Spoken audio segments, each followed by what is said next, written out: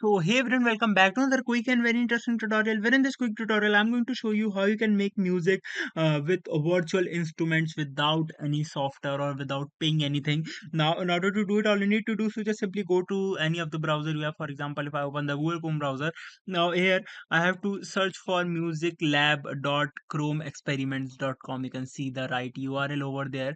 There's no space or dot between Chrome experiments, and it goes like this only, and just simply hit enter and wait for the site to respond. You can do the same process from your smartphones as well, and there are multiple things available for you to use for free, with the piano roll, the sound waves, or the APIs, or the shared piano song maker, and everything. You can use any of the tools you want.